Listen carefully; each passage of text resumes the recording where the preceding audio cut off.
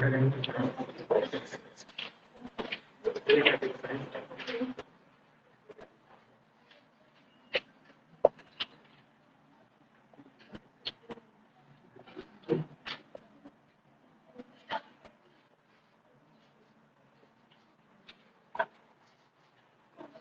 और लोगों ने आना है।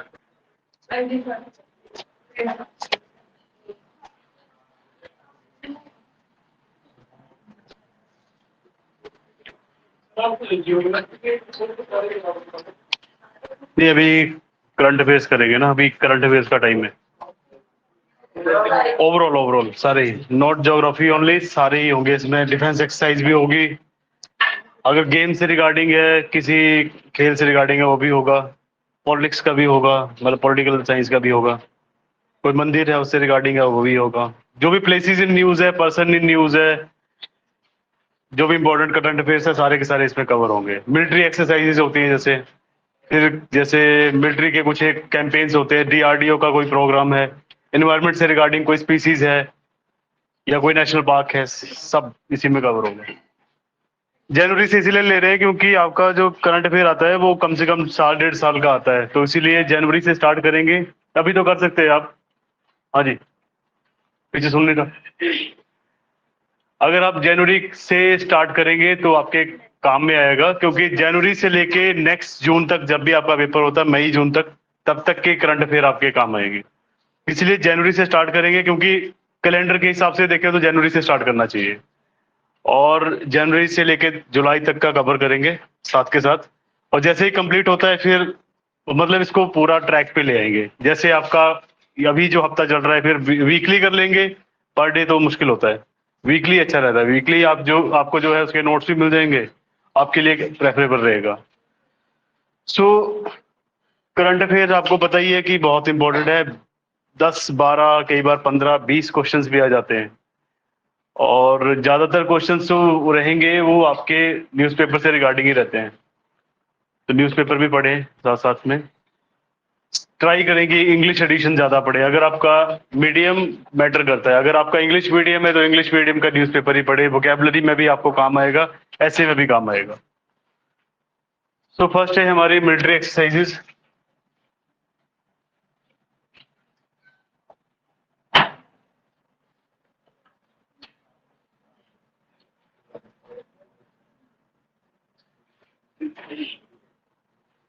डिफरेंट कंट्रीज की अलग अलग एक्सरसाइजेज होती हैं। फॉर एग्जांपल एक वरुणा एक्सरसाइज है जो कि Indian navy and France navy करती है, जिसमें ये दोनों कंट्रीज के सोल्जर्स जो हैं उनको टैक्टिक्स सिखाई जाती है, काउंटर टेररिज्म से रिगार्डिंग, कि टेररिज्म के से कैसे उसे उभरना है।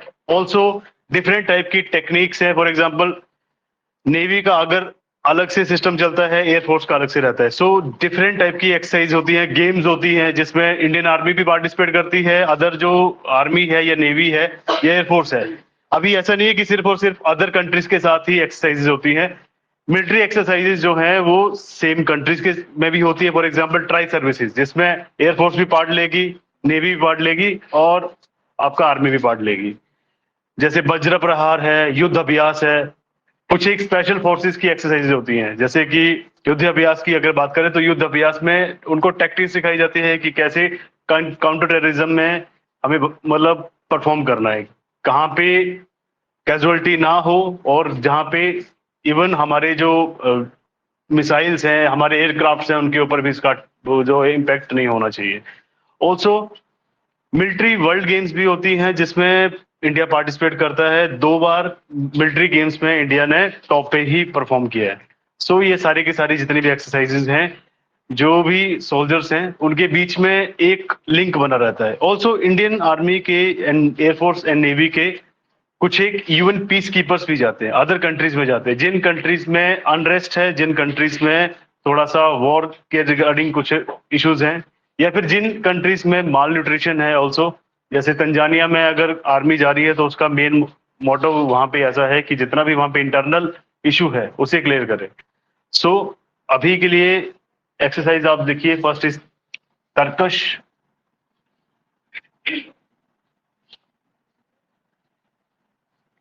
ये जनवरी के करंट अफेयर्स है 23 के, इसी साल के। मिलिट्री एक्सरसाइज आपको इसलिए भी करवा रहे हैं क्योंकि स्टेट पीसीएस में डायरेक्ट क्वेश्चन पूछता है, अपॉइंटमेंट्स के ऊपर भी डायरेक्ट क्वेश्चन आते हैं और प्लेसेस से रिगार्डिंग भी। तो Turkish,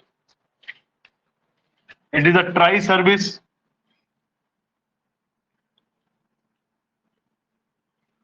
it is a tri services military exercise. It is a tri services military exercise in which tri services military exercise in which Indian Navy, Army and Air Force. It is a tri services military exercise in which Indian Navy, Air Force and Army participates.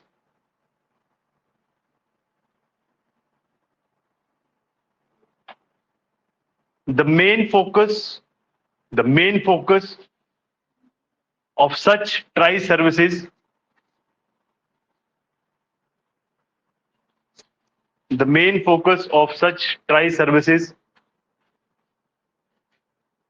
exercises is to develop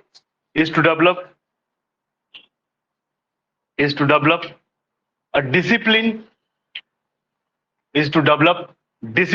among soldiers, and other tactical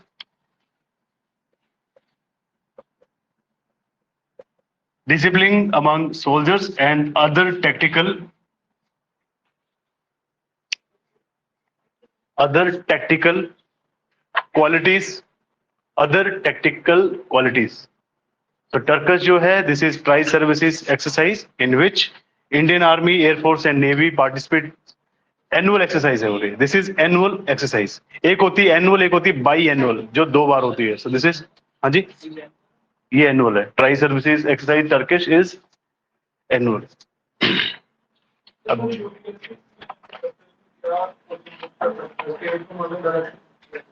UPSC इसमें क्या ही पूछेगा, वैसे तो इसको नहीं पूछेगा। हाँ जी, हाँ वैसा भी पूछ सकता है, बट नहीं, स्टेट पीसी यूपीएससी ऐसे सवाल नहीं पूछता है, उनको पता है सब रट्टा मार के आए। यूपीएससी जो पूछेगा उसका लिखो, एक मैं आपको लिखाता हूँ।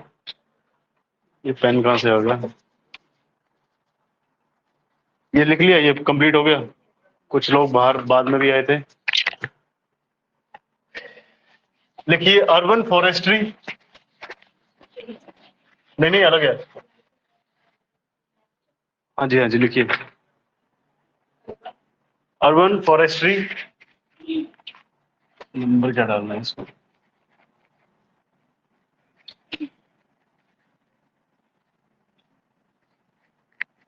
बताइए क्या होगा अर्बन फॉरेस्ट्री।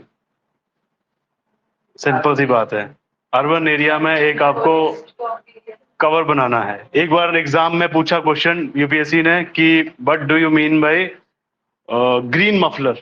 ग्रीन मफलर कुछ नहीं है, अगर आपको कीवर्ड पता हो तो आप इजीली उसे डिटेक्ट कर सकते हैं। ग्रीन मतलब पेड़ ही होने चाहिए, मफलर मतलब हमें, मफलर हम क्यों लेते हैं, मफलर हम क्यों यूज करते हैं, ताकि अपने आप को प्रोटेक्ट कर सकें। तो वैसे ही ग्रीन मफलर मतलब लाइन ऑफ ट्रीज, बट उसमें ये था कि रेलवेज के लिए है, रोडवेज के लिए है, जंगल के लिए है, या फिर शहर के लिए। तो बस उसमें इतना सा आपको समझना था कि जंगल में तो पेड़ पहले ही है, वहां पे मफलर की जरूरत नहीं है। रोडवेज से रिगार्डिंग था वो, कि जितने भी हाईवेज बन रहे हैं that should be green highways. Highway बनाइए, हाईवे बनाते टाइम कितने पेड़ों को काटा जाता है, कितनी ज्यादा एरिया क्लियर किया जाता। तो उनका कहना ये था कि हाईवे के बीच में जो अगर कोई डिवाइडर है उसके नियर बाय प्लांट्स लगे, उसके आरे परे भी प्लांट्स लगे, इसलिए ग्रीन हाईवे का इन्होंने कॉन्सेप्ट लेके आए। वैसे ही अर्बन फॉरेस्ट्री एक लेयर बनानी है, अगर कोई शहर है उसके चारों तरफ एक लेयर बनाइए, या शहर के बीच में ही एक मियावाकी फॉरेस्ट है।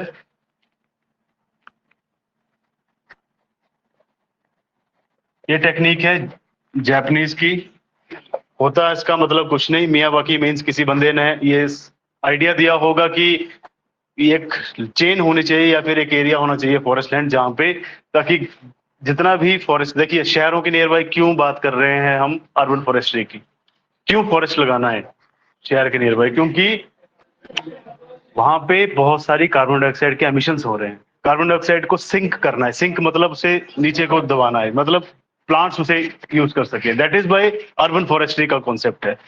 अर्बन फॉरेस्ट्री जब होगी तो जितना भी एमिशंस हो रहे हैं, डिफरेंट टाइप के एमिशंस हैं, एसी से भी है, व्हीकल से भी है, खुद हम भी करते हैं कुछ ना कुछ, उस हिसाब से urban forestry, that is why urban forestry के ऊपर गवर्नमेंट बहुत ज्यादा फोकस करती है।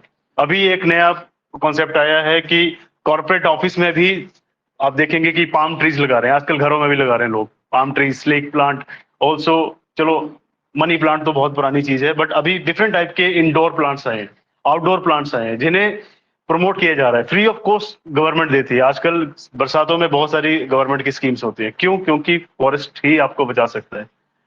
अर्बन फॉरेस्ट्री इसमें लिखिए, urban forestry and urban greenery, urban greenery slash करके लिख सकते हैं, urban greenery in dry areas, in dry areas, dry areas report, dry areas report, it is prepared by, it is prepared by dry areas report, it is prepared by FAO, that is food and agricultural organization, that is prepared by FAO। कहाँ पे रह गया? Food Agricultural Organization, Food and Agricultural Organization। The main focus is to improve, the main focus is to improve dry land, the main focus is to improve dry land। It covers 35%, it covers 35% of world's,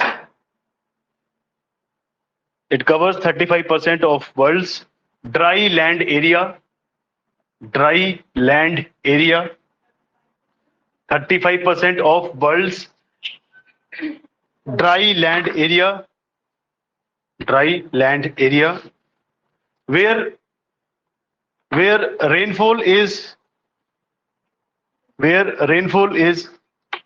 very scarce, where rainfall is very scarce, scarce means कमी है, बहुत ही ज्यादा कमी, where rainfall is very scarce and which can further lead to,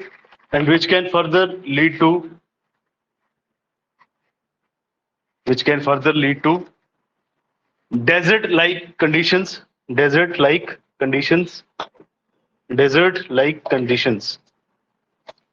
सो ये urban forestry और urban greenery का main focus है कि जितने भी अर्बन एरियाज है उसके नियर बाय ग्रीनरी रखी जाए, फॉरेस्ट एक डेवलप किया जाए, ताकि उस एरिया में अगर रह जाता है, आप मेरे से पूछिए, आपस में मत पूछिए, बोलिए। Which can further leads to desert like conditions, वहां पे एक मरुस्थल, एक रेगिस्तान में वो तब्दील हो जाएगा। इसकी सिंपल सी स्टोरी, किसी भी एरिया में अगर प्लांट्स नहीं है तो वहां पे एनिमल्स नहीं है, और एनिमल्स नहीं है तो वहां पे हनी बीज या इंसेक्ट नहीं है, क्रॉस पॉलिनेशन नहीं है, क्रॉस पॉलिनेशन नहीं होगी तो प्लांट्स नहीं होंगे। वैसे ही अगर पूरे के पूरे फॉरेस्ट को खत्म कर देंगे तो वहां की मिट्टी जो है वो इरोजन के थ्रू वहां से बह जाएगी। क्रॉस पॉलिनेशन नहीं होगी, कोई सीड नीचे नहीं करेगा, कोई प्लांट नहीं लगेगा, कोई प्लांट नहीं लगेगा तो कोई भी ट्रांसपीरेशन नहीं होगी, कोई भी लीफ अगर बची नहीं है तो वो ट्रांसपीरेशन कहां से करेगी, कोई इवेपोरेशन नहीं होगी, कोई कंडेंसेशन नहीं होगी, कोई बादल नहीं बनेगा, कोई प्रेसिपिटेशन नहीं होगी, कोई बारिश नहीं होगी, तो वो एरिया अल्टीमेटली डेजर्ट में ही तब्दील हो जाएगा। इंडिया की बात करें, सबसे लीस्ट फॉरेस्ट है पंजाब में, उससे कम हरियाणा में, और अगर बात करें तो धीरे धीरे हरियाणा के कुछ एक एरियाज जहां पे पानी का लेवल 250 से भी नीचे चला गया, 250 फीट से भी नीचे, तो धीरे धीरे क्या हो रहा है कि रेगिस्तान में बदलना स्टार्ट हो जाएगा, क्योंकि फॉरेस्ट एरिया बचा ही नहीं है, सारा का सारा या तो खेती में यूज कर लिया है या तो फिर उसमें कंक्रीट के बिल्डिंग्स खड़ी कर दी है, इंफ्रास्ट्रक्चर खड़ा कर दिया। सो इसीलिए अर्बन फॉरेस्ट्री एंड ग्रीनरी की बात कर रहे हैं। एनवायरमेंट में ये सब चीजें ही सुनने को मिलेंगी आपको।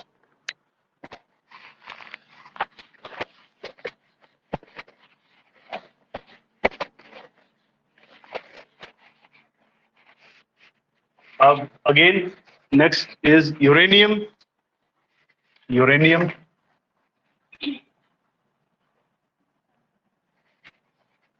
contamination in water. Uranium contamination in groundwater, not water but groundwater.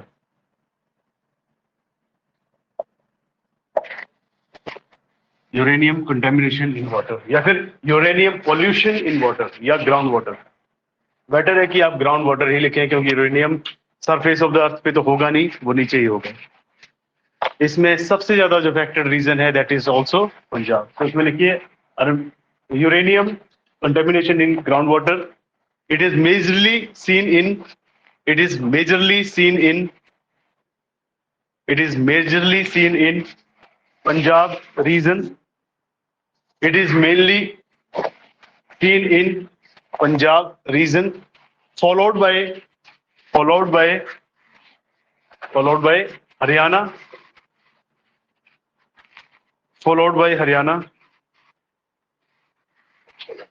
followed by Haryana,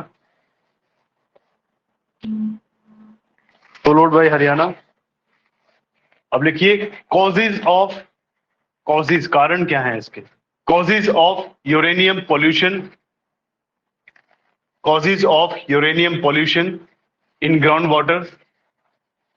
first is causes of uranium pollution in ground water. First लिखिए due to natural deposits.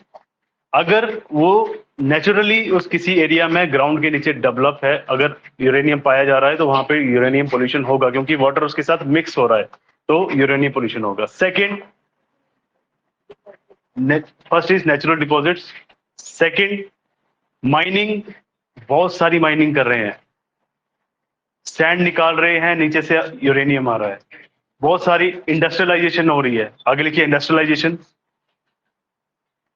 Unregulated use of natural resources, unregulated use of natural resources, unregulated use of natural resources।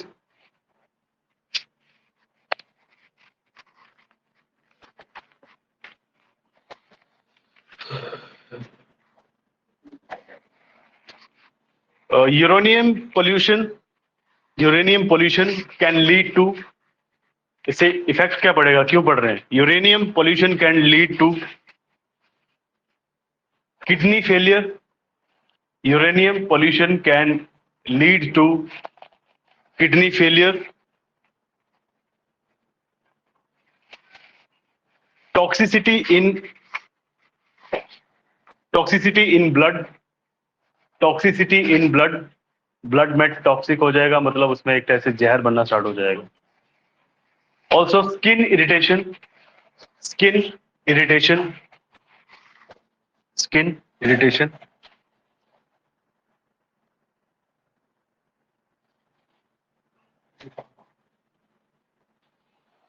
सो ये था आपका uranium pollution. Next is, time बहुत जल्दी भाग रहा है, time एकदम से नहीं चला हुआ है, 20 मिनट्स हो गए 2-3 चीजों में। आगे लिखिए, बांध नहीं सकते ना, मतलब बांध देना।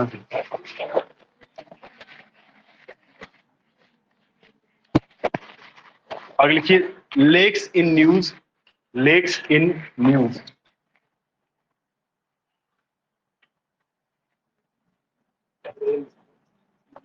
लेक्स इन न्यूज, कौन कौन सी लेक्स के ऊपर बहुत सारा इशू हो रहा है?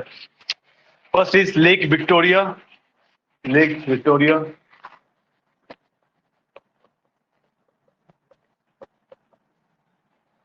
आज मेजरली जो हम कर रहे हैं वो इन्वायरमेंट से रिगार्डिंग जो आपके करंट अफेयर्स है 2023 जनवरी के। लेक विक्टोरिया कहाँ पे है ये? South Africa. This is the largest lake of South Africa in terms of fresh water. Lake superior के बाद सबसे ज्यादा जो फ्रेश वाटर है वो लेक विक्टोरिया में है. सो लिखिए lake Victoria is the largest fresh water lake. Lake Victoria. मैं चालाकी कर रहा हूं, बीच बीच में ज्योग्राफी भी कंप्लीट हो रहा है मेरा इन्हीं के थ्रू, क्योंकि मुझे बार बार बताना पड़ेगा नहीं. तो उसमें लिखिए lake Victoria is the largest fresh water lake in south Africa. Largest fresh water lake in south Africa after lake superior. After lake superior.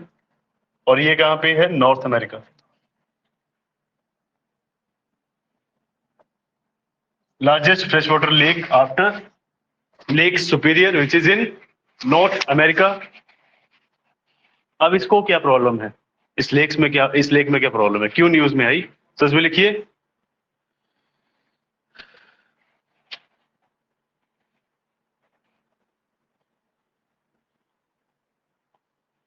Due to deforestation, large scale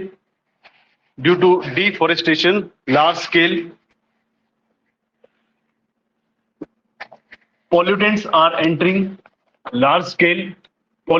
are entering into Lake Victoria due to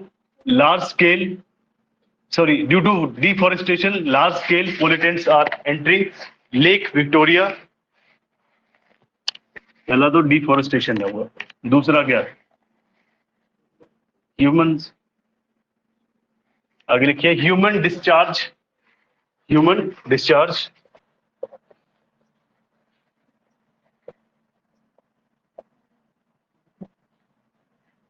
first is क्या था आपका? First deforestation. Deforestation की वजह से क्या है कि सारा का सारा पोल्यूटेंट इसके अंडर एंटर हो रहे हैं. दूसरा ह्यूमन डिस्चार्ज.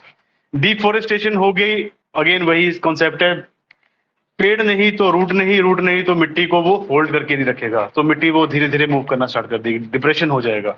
अब अभी जो यहाँ पे फ्लड आया पंजाब में, क्यों? क्योंकि जितने भी एरियाज हैं रिवर के नियर बाय, जहाँ पे रिवर का रास्ता बना हुआ जाने को, वहां पे क्या कर रहे हैं? रेता निकाल रहे हैं, उसे और नीचे कर दे रहे हैं, जिसकी वजह से क्या है कि रिवर को जो है पहले स्लो मूव करती थी, अब पत्थर रेता सब उसमें से निकाल लिया, तो अब रिवर को कुछ नहीं है, रिवर की तो उल्टा स्पीड बढ़ा दिया आपने. अब रिवर आएगी, उसके लिए खुला रास्ता है, और वो पहले जिस कम फ्लो से आती थी उससे ज्यादा फ्लो में आएगी, क्योंकि रिवर पूरी आपने क्लीन ही कर दी है. तो दैट इज वाई उस एरिया में फिर फ्लड ज्यादा आता है. वैसे ही अगर पेड़ नहीं तो रूट्स नहीं तो सॉइल को वो ज्यादा देर तक होल्ड नहीं करेगी, और सारा का सारा कचरा सारा का सारा लेक में आ जाएगा. दूसरा ह्यूमन डिस्चार्ज, क्योंकि ह्यूमन डिस्चार्ज में जरूरी नहीं है कि सिर्फ और सिर्फ वेस्ट ही हो, बट ऑल्सो आप जो शैम्पूज यूज करते हैं, छोटे छोटे शैशेज आते हैं, फिर डिफरेंट टाइप के शैशेज आते हैं, कोई शैम्पू का आता है, कोई चॉकलेट का आता है, वो हैंड वॉश आते हैं, लेटर ऑन फेंक देते हैं. हमें लगता है कि हमारी सिर्फ गली में ही गिरा है, वो गली से नाले में, नाले से नदी, नदी से वो वे ऑफ बंगाल में, और वही वे ऑफ बंगाल में जब तैरता है तो फिर ओशन पोल्यूशन हो जाता है. हमें लगता है कि हम जो चीजें कर रहे हैं वो माइनर है, और एक प्लास्टिक को हजारों साल लग जाते हैं टूटने में या फिर उसको डिकम्पोज होने में. तो प्लास्टिक पोल्यूशन सबसे बड़ा मेन जो आपका मुद्दा बनेगा किसी भी पेपर में, प्लास्टिक पोल्यूशन के ऊपर क्वेश्चन 100%. तो लेक विक्टोरिया के ऊपर ये इशू. इन्वायरमेंट इकोलॉजी में आपने ये सब चीजें ही पढ़नी है. Pollution, climate change, pollution, global warming, different type of pollutants, gases.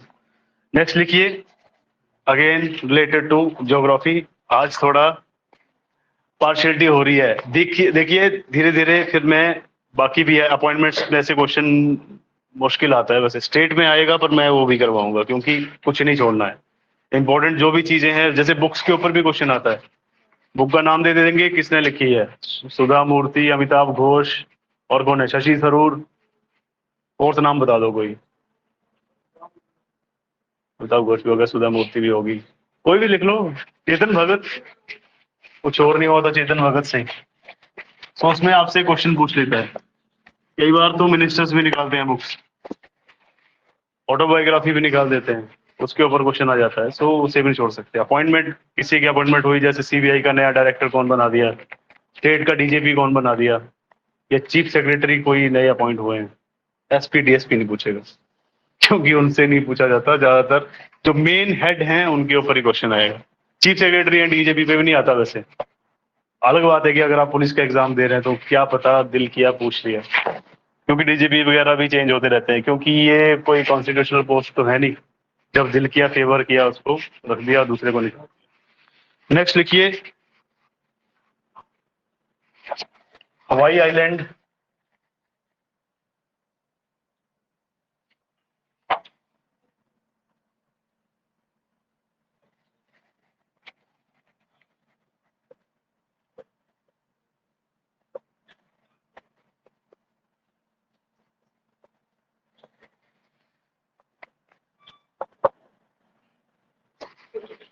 Hawaii island में एक वोल्केनो है, माउंट किलायुआ।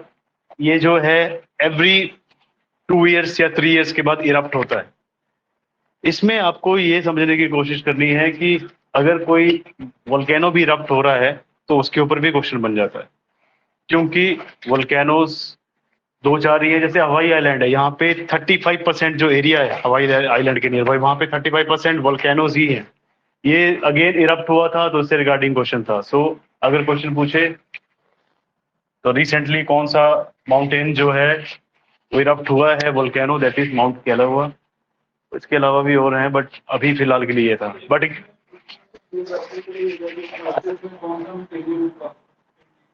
इसमें ये शील्ड वोल्केनो है। इसमें जो मटेरियल निकलेगा उसकी विस्कोसिटी बहुत कम होगी। शील्ड वोल्केनो मतलब जिसकी हाइट कम होती है। शील्ड वोल्केनो जैसे कि टर्माइट होती है, टर्माइट कितना इतना सा ऊंचा होगा, तो वैसे ही शील्ड वोल्केनो जो है इसमें से जो मटेरियल निकलेगा विस्कस होगा। विस्कस मतलब उसकी स्पीड जो है, विस्कस हुआ तो क्या हुआ, लिक्विडिटी फास्ट हुई स्लो हुई, स्लो हुई, तो ये उसी एरिया में जम जाएगा शील्ड वोल्केनो, और इसकी हाइट ज्यादा नहीं होती। तो शील्ड वोल्केनो है, इसमें मटेरियल वही निकलेगा, गैसेस, सिलिका, एल्यूमिनियम, ग्रेनाइट, ये सब चीजें निकलेंगी इसमें से। और क्या निकल सकता है, वाटर वेपर, डस्ट।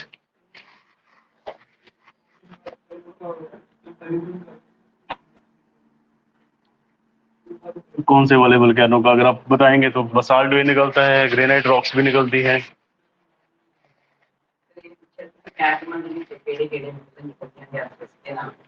गैसेस तो उसमें मैक्सिमम आपको कार्बन डाइऑक्साइड भी मिलेगी, सल्फर भी मिलेगी, पॉल्यूटेंट्स होते हैं उसमें। सिंपल सा उसमें डस्ट पार्टिकल ज्यादा होंगे। अब डस्ट है उसका आपको पता लग सकता है, बट मटेरियल वही है, सिलिका, एल्यूमिनियम निकलेगा, बसाल्ट निकलेगा, ग्रेनाइट, इग्नेस रॉक्स होंगी उसमें maximum.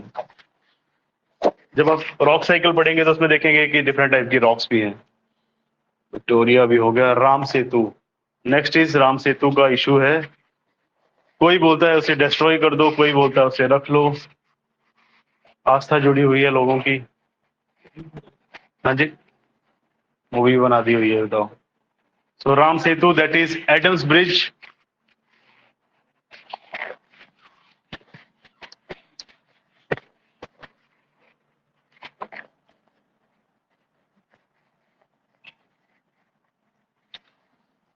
Ram Setu that is Adams bridge.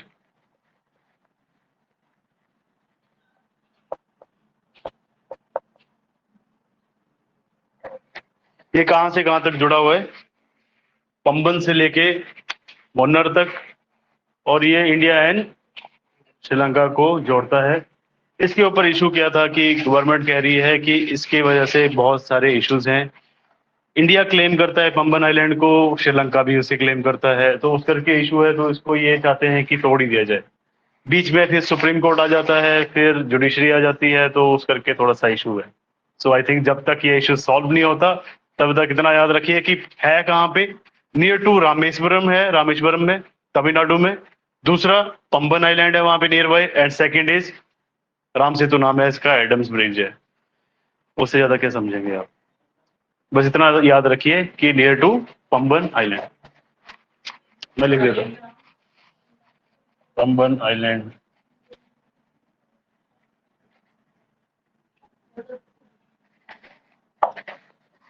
पूछेगा भी नहीं वैसे, करंट अफेयर जो आप पढ़ते हैं वो नहीं आता। करंट अफेयर आते हैं सिंपल से बताऊं तो हिंदू न्यूज़पेपर से। डायरेक्ट स्टेटमेंट ही उठा लेता है। एक्सप्रेस से आपको एक्सप्लेन सीरीज बहुत अच्छी मिलेगी, बट हिंदू से आपको क्वेश्चंस मिलेंगे। जैसे कि नेक्स्ट लिखिए, एक शोला नेशनल पार्क, शोला नेशनल पार्क, SHOLA, शोला नेशनल पार्क। आपने सुना होगा नील कुरंजी जो फ्लावर है 12 साल बाद ब्लूम होता है, खिलता है, जिसकी वजह से फूल जो है सारे नीले होते हैं। उस पहाड़ी का ही नाम रख दिया नीलगिरी, मतलब ब्लू माउंटेन। सो शोला नेशनल पार्क जो है इसे शेड्यूल 3rd में डाल दिया है अभी। No Shola national park but Neel Kurinji. और शोला नेशनल पार्क है कौन से स्टेट में? शोला नेशनल पार्क कौन से स्टेट में? हाँ, Kerala. So Shola national park is in Kerala.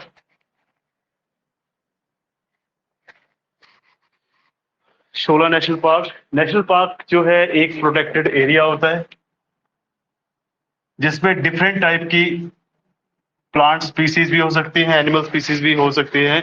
उन्हें रेस्ट्रिक्ट किया जाता है, उन्हें कंजर्व करने के लिए नेशनल पार्क बनाया जाता है। नेशनल पार्क में कुछ एक एक्टिविटीज अलाउड है ही नहीं जो कि वाइल्ड लाइफ सेंचुरी में अलाउड है। इवन वाइल्ड लाइफ सेंचुरी में जो है, अगर नियर बाय कोई फॉरेस्ट एरिया है, वहां पे कोई कम्युनिटी रहती है, ट्राइब रहती है, तो वहां के लोग वहां से फॉरेस्ट से फायरवुड या फिर घास काट के ले जा सकते हैं, पर नेशनल पार्क में ये सब चीजें अलाउड नहीं होती है। नेशनल पार्क के अलावा वाइल्ड लाइफ सेंचुरी, उसके बाद क्या होता है, बर्ड सेंचुरी भी होती है, जिसमें सिर्फ वो डिफरेंट टाइप की बर्ड सेंचुरीज को, मतलब बर्ड्स को बचाना होता है।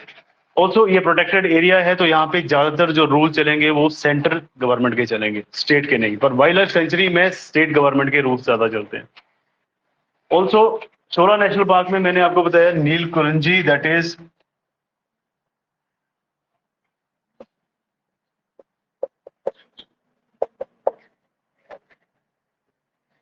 ये फ्लावर है जो कि 12 साल बाद ही ब्लूम होता है या फिर खिलता है।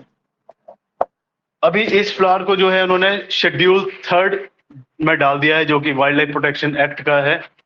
अब ये एक्ट क्या है ये आप पढ़ेंगे एनवायरनमेंट में, but wild life protection act के अंदर डिफरेंट टाइप के शेड्यूल है जिसमें प्लांट या एनिमल स्पीसीज को डाल दिया जाता है। अगर बहुत ज्यादा कम हो रही है तो उसे शेड्यूल के हिसाब से डाला जाएगा 1, 2, 3 में।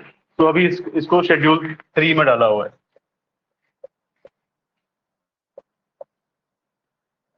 वाइल्ड लाइफ प्रोटेक्शन एक्ट को मैं WPA लिख रहा हूँ, दैट इज 1972। और एक आपका और भी है, that is environment protection act 1986, पर अभी इसके बारे में बात नहीं करेंगे।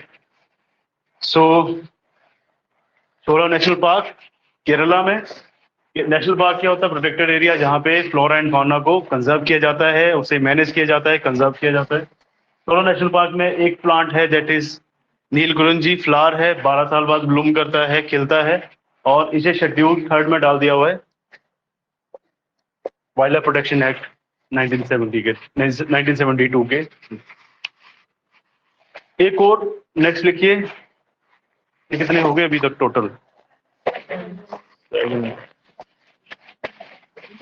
जैसे आप देखते हैं कि कुछ एक फ्रिज हैं, LEDs हैं, ऑल्सो AC हैं, इनके ऊपर स्टार रेटिंग लगी होती है। अभी इसकी जो स्टार रेटिंग होती है वो होती है ब्यूरो ऑफ एनर्जी एफिशिएंसी। तो अभी जितने भी सीलिंग फैंस हैं उनको भी इसमें डाल दिया गया है। तो आप सिंपल सा लिख सकते हैं ceiling fans have been, mandatory है ceiling fans now come under, ceiling fans now come under BEE, that is Bureau of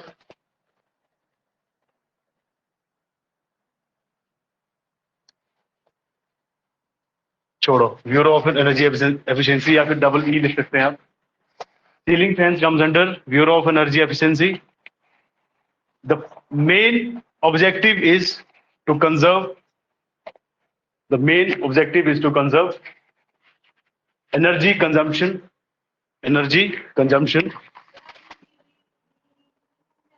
Bureau of Energy Efficiency energy efficiency, हाँ जी। The main objective is to reduce, conserve या फिर reduce energy consumption. Reduce ही करना है, conserve भी करना है। मैक्सिमम तो यही है कि रिड्यूस हो, जितना ज्यादा कम एनर्जी लगे। फॉर एग्जांपल पहले येलो बल्ब आता था, वो main objective is to conserve या फिर reduce energy consumption. For example पहले वाले एसी ज्यादा एनर्जी यूज करते थे, बड़े बड़े एसी एसी आते थे, जैसे ये भी बड़ा एसी है, अब इससे छोटे वाले आने लग गए हैं। ऑल्सो पहले वाले बल्ब कितने बड़े बड़े, हजार हजार वॉट के, सौ वॉट के, और कितनी ज्यादा हीट प्रोड्यूस करते थे, वो एनर्जी ज्यादा खींचते थे। एलईडीज आए, टीवी आए, पहले बड़े बड़े टीवी, फिर पतले, फिर अब तो फ्रेमलेस आ गए, फ्रेम ही नहीं है उसके पीछे, बस बिल्कुल इतना स्लीक सा। जैसे सेम आपके क्या कहते हैं उसको, पावर बैंक। पहले कितना हैवी पावर बैंक आता था, छोटे छोटे, अभी बिल्कुल पोर्टेबल है। So that is why bureau of energy efficiency चाहती है कि जितनी भी एनर्जी है उसे कंजर्व किया जाए, मिनिमाइज कर दिया जाए। एक न्यू प्लेटो भी तो छोड़ो, उसके बारे में बात नहीं करनी चाहिए। जो रिसर्च में है उसको नहीं पूछता है।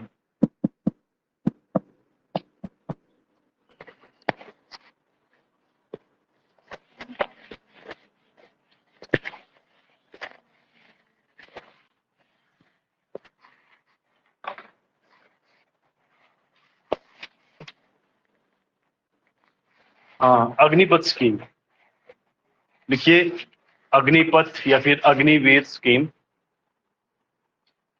लिखिए, अग्निपथ स्कीम।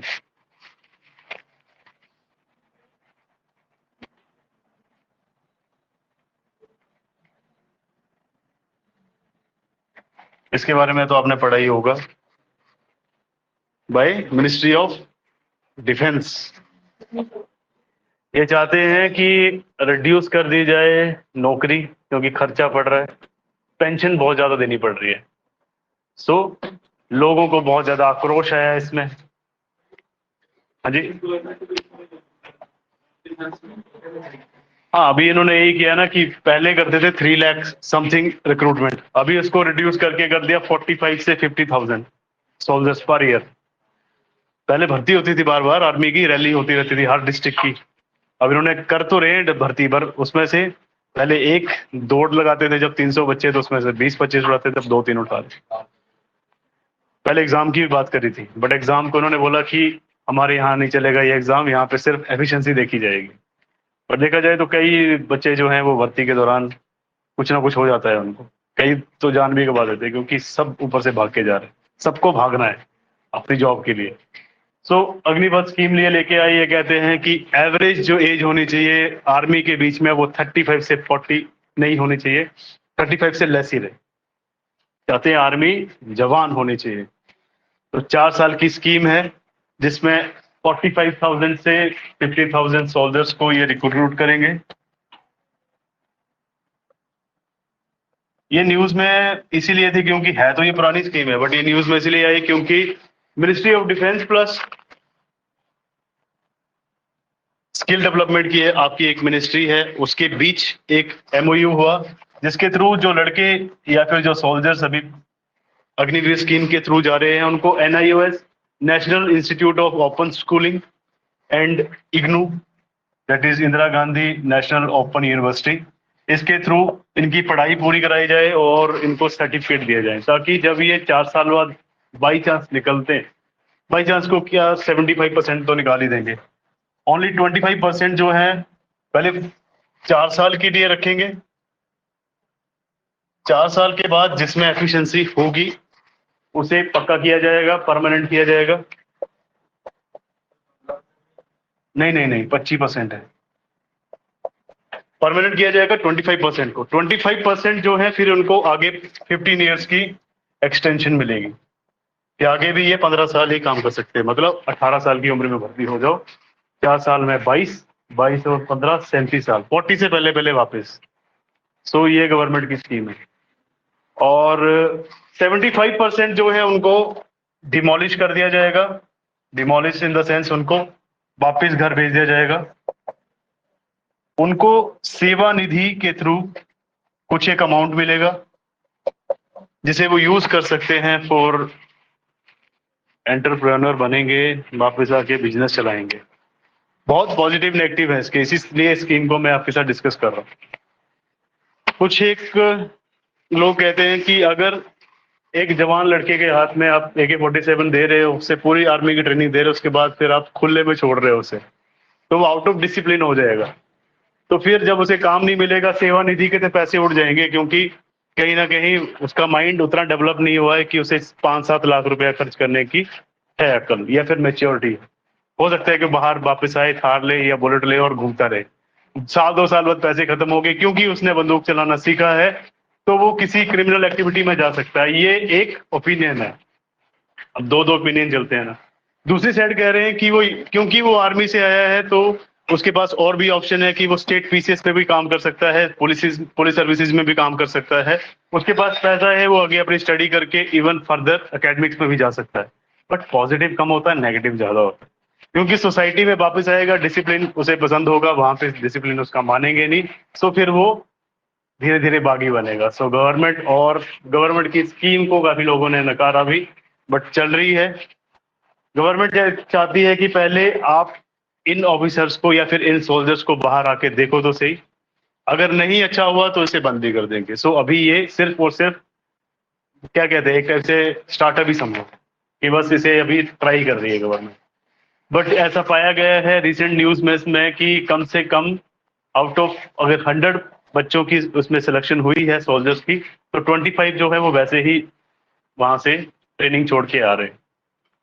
सो अभी ये स्कीम बहुत न्यूज में है। इसके ऊपर मैं चाहता हूं कि आप वैसे स्टेट पीसीएस निकालें, इंटरव्यू में जाएं और आपसे ये क्वेश्चन पूछा जाए, तो आप दोनों पॉजिटिव नेगेटिव को introduction, body and then conclusion में लाके उनको बताइए कि नहीं, पॉजिटिव ही बताना है। चाहे वो क्लासरूम है, चाहे वो आपका घर है, चाहे वो आपका डिस्कशन है, गवर्नमेंट को अपोज नहीं करना है। बी पॉजिटिव, क्योंकि जो कर रही है गवर्नमेंट सही कर रही है। वैसे होना तो एनालिटिकल चाहिए, पर पेपर की रिक्वायरमेंट ये है कि बी पॉजिटिव, क्योंकि आपको यहाँ बागी बनने के लिए नहीं ला रहे हैं कि आप गवर्नमेंट के ऊपर सवाल उठाएं कि आप गलत कर रहे हैं। उंगली नहीं उठानी है, गवर्नमेंट जो कर रही है सबकी वेलफेयर के लिए कर रही है। सो अग्निपथ स्कीम इज गुड। हाँ जी, हाँ जी। सेवा निधि, इनको एक अमाउंट मिलेगा ना, जितना ये काम करेंगे उसका इनको अमाउंट मिल जाएगा 4 साल बाद।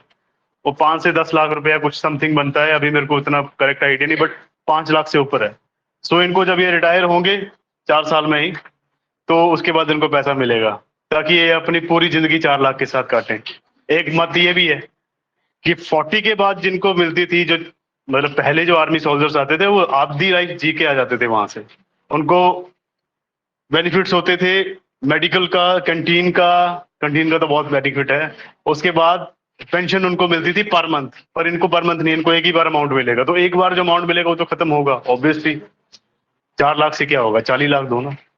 और 40 लाख देंगे तो फिर क्या करेंगे, सब अपना अपना आइल्स करेंगे और बाहर जाएंगे। यही होगा, क्योंकि उसे पता है कि यहाँ पे काम करके उतना पैसा नहीं मिलेगा, तो फिर वो बाहर जाएगा।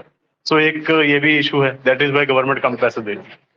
तुम्हें लगता है कि 4 साल जो बच्चा कंटिन्यू फिजिकल वर्क करके आया है वहां पे, क्योंकि आर्मी में रगड़ा बहुत होता है, तो आपको लगता है उसने वहां पे पढ़ाई की होगी, इग्नू NIOS के लिए उसके पास टाइम है?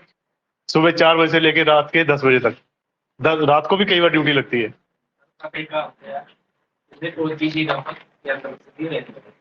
सीधी रहती है, सीधी रहती है, सीधी ले जाती है, सीधी रहती है कि नहीं रहती है?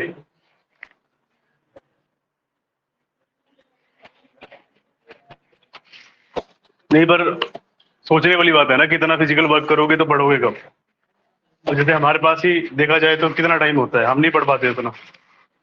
6 आवर्स निकालना बड़ा मुश्किल होता है आफ्टर क्लासेस, नहीं निकाल सकते, क्योंकि आपको घर जाके सोना भी है, रेस्ट भी करनी है। 5 बजे आप यहाँ से जाओगे, 6 बजे घर पहुंचोगे।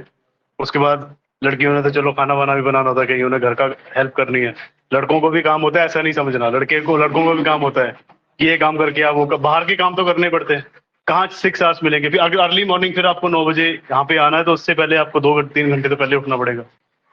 तो वैसे ही अगर वो उसमें जॉब में है, तो उनके पास टाइम नहीं है। और बताइए। 10 मिनट बचे। ये अग्निपथ हो गई, प्लेटो हो गया, ceiling fan,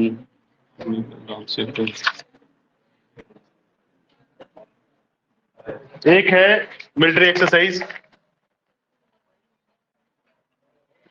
cyclone first. Cyclone first, इसके बारे में लिखिए। Cyclone first, it is an bilateral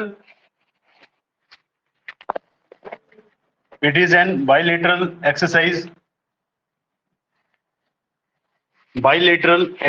between Indian Army and Egyptian Army. It is an bilateral exercise between Indian Army and Egyptian Army. Egypt की आर्मी के साथ जो इनकी एक मिलिट्री एक्सरसाइज है, ये फर्स्ट टाइम हुई है, फर्स्ट एडिशन।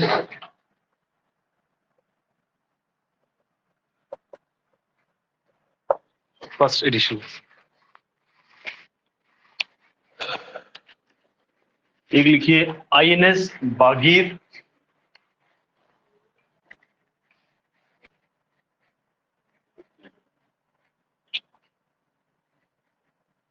आईएनएस बागीर, आईएनएस बागीर। आईएनएस का क्या मतलब है? Indian naval ship. तो Project 75 Government of India, that is sponsored by DRDO, also Megazone Dock है एक जो कि शिप्स बनाते हैं।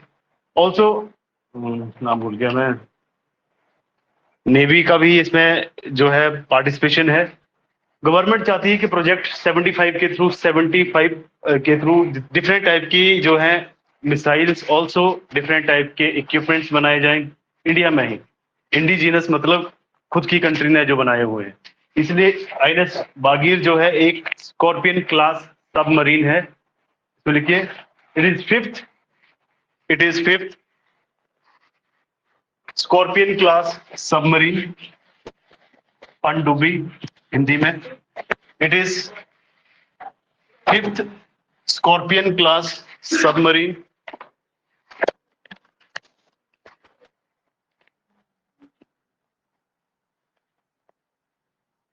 It is fifth scorpion class submarine, जो कि पानी में डूब जाती है कुछ एक मीटर्स तक। So this is fifth scorpion class submarine, developed by Megazone Shipbuilders,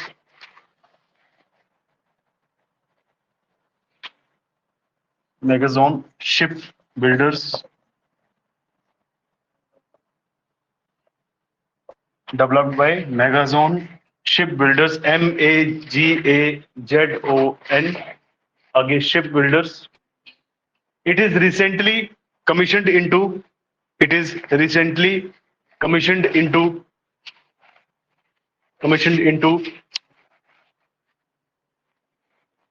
Indian Navy. It is recently commissioned into Indian Navy under project 75. It is recently commissioned into Indian Navy under project 75.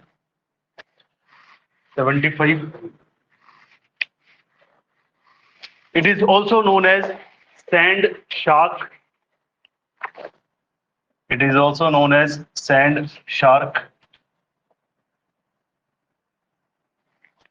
It is also known as Sand Shark. इससे पहले की जो है 4, उनके भी मैं नाम लिख देता हूं। कालवरी, खंडेरी,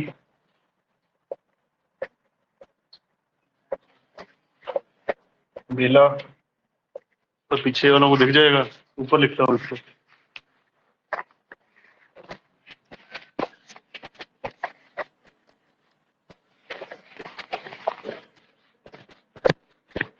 अदर 4 जो है वो है इसमें कैलवरी, खंडेरी,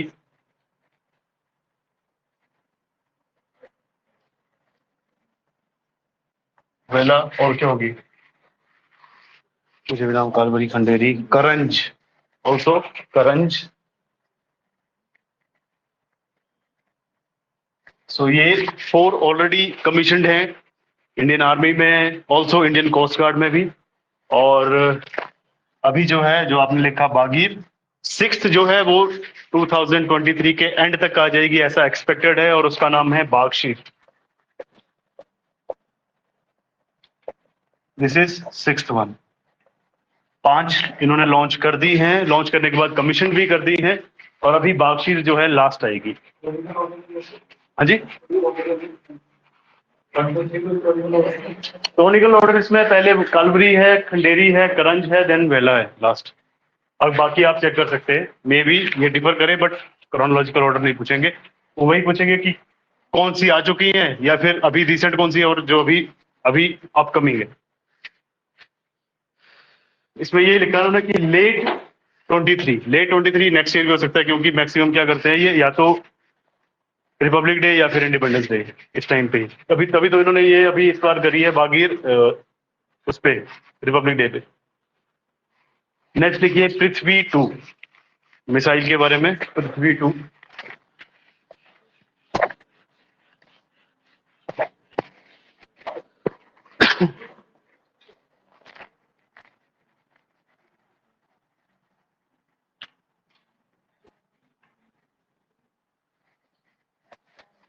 पृथ्वी 2 मिसाइल, ये कौन सी है, बैलिस्टिक मिसाइल, बैलिस्टिक मिसाइल।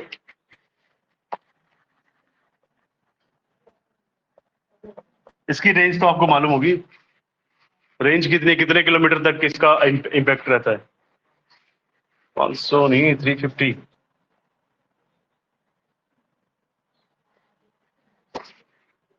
इसमें लिखिए simple, range 350 kilometres and can hold weight up to 500 to 1000 kg।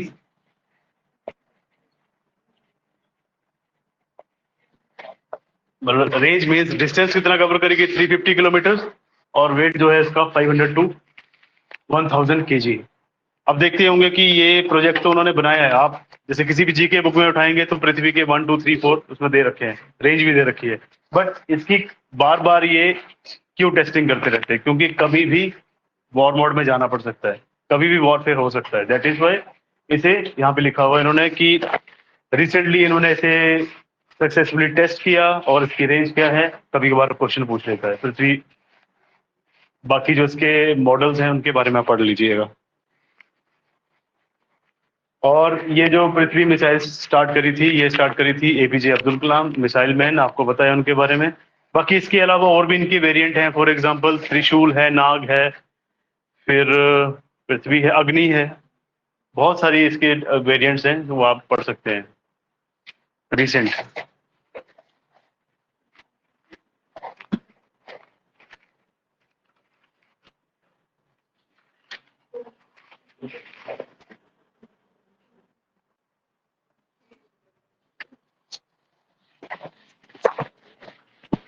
एक बटरफ्लाई को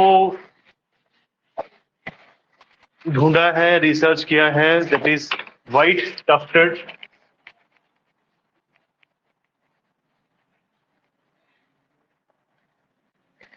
बटरफ्लाई।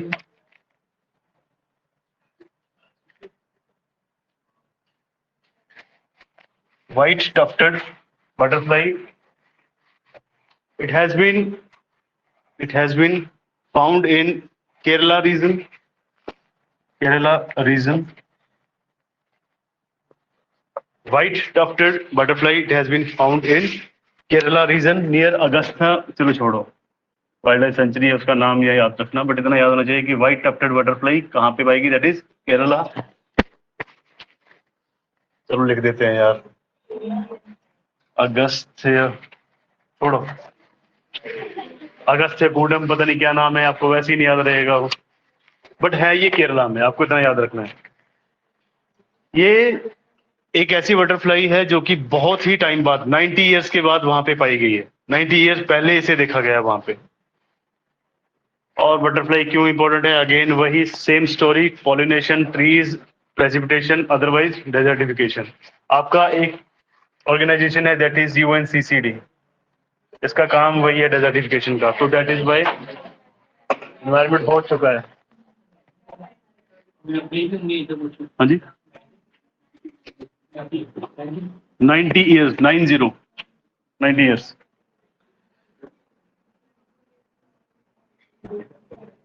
आपका इन्वायरमेंट हो चुका है ना?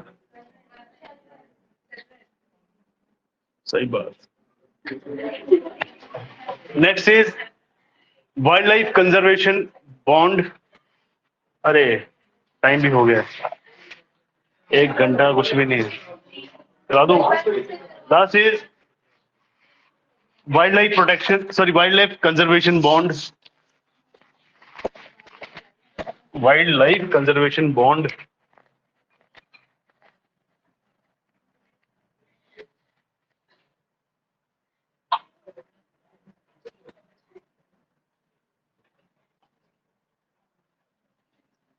This is wild life conservation bond.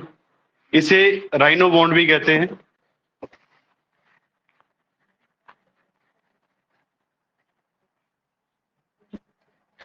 ये एक बॉन्ड बनाया गया है जिसके थ्रू आपको क्या है कि वाइल्ड लाइफ को बचाने के लिए, राइनोस को बचाने के लिए एक फंड इकट्ठा किया जाएगा।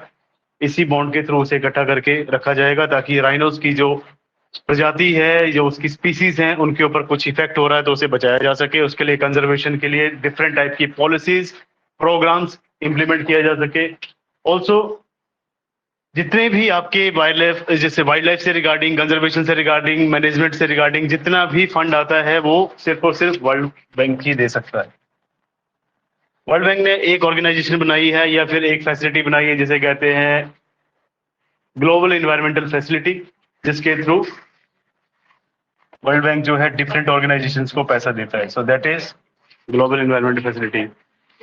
क्योंकि कंजर्वेशन के लिए, नेचर की कंजर्वेशन के लिए, इन्वायरमेंट की कंजर्वेशन के लिए बहुत ही बिग अमाउंट चाहिए, जो कि एडीबी, एनडीबी या फिर और कौन सा बैंक है आपका, जितने भी बैंक्स हैं डिफरेंट ऑर्गेनाइजेशंस के, वो आपको लोन नहीं दे सकते।